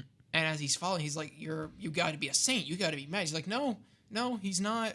He's not some above crazy idea. He's something you can do and be, and it's okay to be not okay." And that moment where the guy is just at his lowest point in the Chinese restaurant, and he's just like, and Mr. Rogers like, "You know what? I have an exercise that I would like to do with you. Now that you are at your lowest point, take 60 seconds of just silence, just to think. You don't need to pray, just think." And the entire restaurant, even the sound, there is no sound in that 60 seconds. It's just, Besides the air, you can just hear the air. you can whirring. hear the air, and that's it. You can just see everyone's face in the restaurant just go silent. You see the journalist's face start to like morph into a very sad look, and you just see Mr. Rogers look at the guy and then look at the camera a bit. Like, Or I think he's looking past at everyone in the restaurant. no, he's looking at the camera. I'd have to see that again to see. He's looking right at the camera like, have the 60 seconds. You're a part of this too, audience. And everyone in the theater Like- was not saying a thing because they were choking up. Everyone in the theater was Because they completely- were also like having the 60 seconds. Yeah, and it's just like, wow, I can breathe. Like, I was so choked up, and now I feel like I can see clearly. I'm so. Wait, did he get? I need to look this up now. Who are you looking up? I need to make sure that Tom Hanks won Best Supporting Actor. I believe he did, especially for that. I'm surprised just though. Beautiful Like, Day in the Neighborhood. I was just taken aback. Like, oh wow, Tom Hanks as Mr. Rogers. No, that is Tom Hanks, Fred Rogers. Because if there's anything that movie should have won the Oscar for, at least Best Supporting Actor. Fred Rogers is in the cast. What? Well, they have to use his likeness. Oh, okay. Yeah, So they have to like donate to his next of kin or something like that. Gotcha. I wasn't sure. Or his there's a word for that. Like his not in manner. His A Beautiful Day in the His Neighborhood. state. Best Supporting Actor was nominated for Best Supporting Actor. Brad Pitt won. Damn it! wow. I love. Okay, Brad Pitt, great Once Upon a Time in Hollywood, but I mean, come on, man. Not in Hollywood. You're in the gonna neighborhood. you're gonna Oh, deny Mr. Rogers an Oscar win. I think though he won the audience. And He that's- won the audience for so, sure. you know, it's like that's like the electoral, but he won the majority vote straight up. Oh yeah, Like that's that. Yeah, that's my number one. yeah. Quiet restaurant. Just Beautiful a Day in the scene, Neighborhood. just a scene of silence for everyone to like, so that everyone can reflect And breathe. and just take a moment to breathe.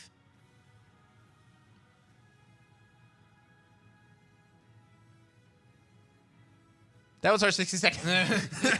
Yeah, I was. We have a camera in here, and I was like looking at the camera like Fred does in the movie. But yeah, that's my number one. All right, so my Really? number one. Tell me your number one. If you ever saw this movie, you're gonna hit me for making me remind you of it. My number one, the saddest moment in movie, TV, video game, book In your entertainment list. history. I promise this is the saddest moment. World's Greatest Dog from Marley and Me. I didn't see Marley and Me. It is a movie that advertises itself as just a quirky comedy where a young couple adopts a dog and they love the dog throughout its entire life, and you get to love the dog too. It's not a great movie, but it's cute enough. And then it gets to the ending where the kids that this couple have grown up, and the dog is getting older, and it's starting to run away just for no apparent reason, and they keep finding it. And then eventually it gets to the point where they have to put the dog down. And the last 20 minutes is just them going to the vet, Owen Wilson, who plays the dad, just having like a monologue with the dog, talking to the dog. And then they bury the dog, and then like as they're like packing up all of the dog's stuff in the trunk, Jennifer Aniston, who plays the mom, is just like crying and putting everything in the car. It's just a sad moment, man. That was what my mom said. I was watching that scene with my dog right by my with my old dog just right by my legs. You said it. It's some of those things where you got to call your friend, got to call your family member that it just hits hard, but you got to call your dog, dude. Mm-hmm. I was literally like rewatching this scene just to make sure it was number one. I not only bawled my eyes out just watching the scene of Marley getting put down, but immediately after that, I called my dog up. And thank God she is starting to come up the stairs because she's fat now. Thank God she's starting to come up the stairs quickly now. And the moment she did, I like put her in a big hug. She tried to get out of it, but no. Nope. You're not getting out of a hug. Not after I saw Marley and me. Like. No. Not today. I need this. I need this. She doesn't know, but she needs it too. Mm-hmm. Yeah. It's just it's the most weirdly saddest moments ever because it's such a cute movie that then turns realistically sad. It's not unrealistic to be that close to your pet, though. It's not unrealistic to be that close to your pet, but the movie never like advertised it as like something that could turn into something very sad. It was always, oh, it's just a lighthearted story about a couple getting a puppy, and the puppy grows up a bit, and they grow up with the dog, and all that stuff. And then at the very end, they gotta put the dog down, and it's not like Old Yeller where something happens to the dog. No, it's just life, and it's just life is happening, and you cannot avoid it. Exactly. I'm trying to think. Stories that do that just hurt. Just a little.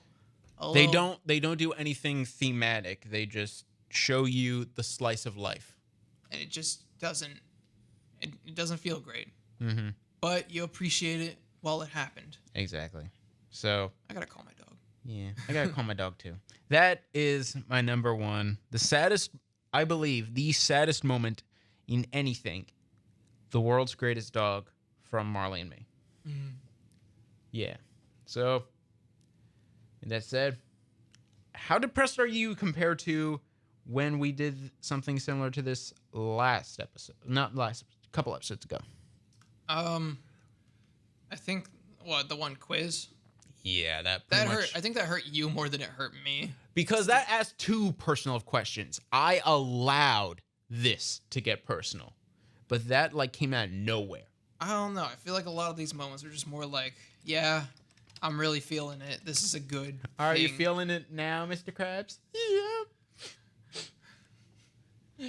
Oh, man. I don't know. I'm just going through. I'm like, man, I want to rewatch a lot of these. Not like these episodes, but like these shows. I want to rewatch Steven Universe. I want to watch I want to rewatch Agents of S.H.I.E.L.D. I want to rewatch the entire. I want to rewatch the DCAU. I want to rewatch. I want to watch Soul again. Well, I'm rewatching Supernatural. I want to rewatch The Flash up to season 2. I hope that after I'm done Supernatural, when I put the poll out for which show should I watch? I should watch and review next. I hope that Doctor Who is the one that wins, but I'm also going to put stuff like Game of Thrones. Do you want to cry? Rebels. Oh, yeah. The story of Marley and Me is a true story. Mother. Based on a family that lived their life caring and loving, quote, the world's worst dog, as John Grogan says. The book was released in 2005. 3 years passed when they decided to make it a movie and live it all out again. Well. Which was released in 2008. So that was a real story. Well. I guess we both compromised on the number one pick. You seemed a little wounded, so I wanted to sprinkle a little salt. Just sprinkle a little salt on the wound, like, yeah, this was real. This happened. Mine was like so wholesomely painful in the. Yours is wholesome, painful. Mine was beat you into the dirt. Painful from wholesome. Yeah. Like mine was wholesome from painful. Yours was painful from wholesome. Yeah. So, with that said. Next time on Real Wreckers, we're pretty much we're flipping it around. So we're doing a complete 180. We're doing the top 10 most awesome moments ever. Grandiose, amazing, taken aback. You were screaming at the screen. In movie, TV, entertainment, video game, media, books, anything. hell, radio show. Uh-huh. You have to be sitting. It has to give you the feeling of sitting wherever you are, whether it's your couch, in your home, If it was or a sports in the game movie on theater. TV, a sports game on radio, a sports game in front of you. A sports game in front of, well, a sport. We're not doing sports. I'm saying, like, if not us, but like if someone in the poll says like, oh, when the whatever's won the whatever cup, the whatever bowl. No sports. But like, No sports. if someone says it, you gotta say it. I will acknowledge it. No sports. Wait, you can't say Rocky then. I can say Rocky because that's a movie. But like live things, No. live events. Doesn't count. Yes, it does. It's a visual Doesn't medium. count. Scripted. It's a visual medium. Scripted. It's scripted. Scripted. There's announcers on the script. Scripted. That doesn't. That Scripted. you're just wall. Scripted. You're wrong. Scripted. People can use Scripted. Sports, not scripted. Scripted. No, Not Rocky. scripted. Rocky. Scripted. Rocky Not was a scripted. document. Scripted. Not scripted. Shut up. I win. Rocky was There a you go. documentary. It has to give you the experience of you're sitting in whatever seat you're in, and you either want to or do stand up in your seat and just scream, yes, yes, Yes, that's what people do at sports when they like it. Eh, I don't have a sports have moment. to- I'm just saying. Exactly. Like, You're making me worried. what?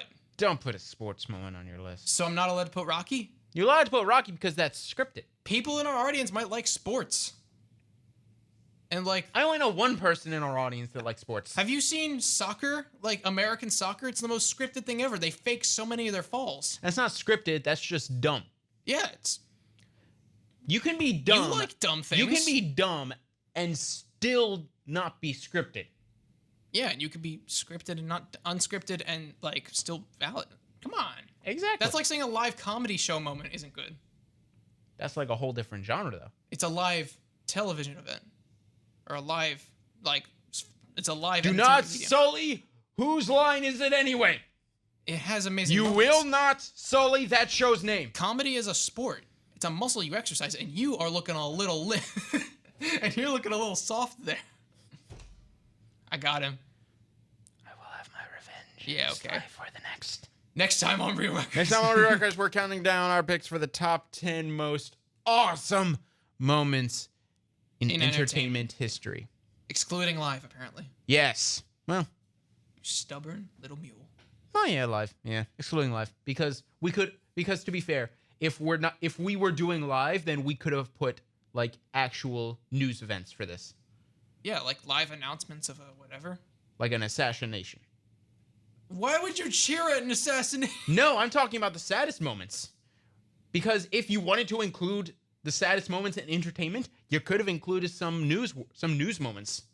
Ah, I get. Okay. Exactly. Exclude those Okay. Whatever. because they're real. So, Anyway. next time on Real Records. Next time on best Real Records, moments in entertainment.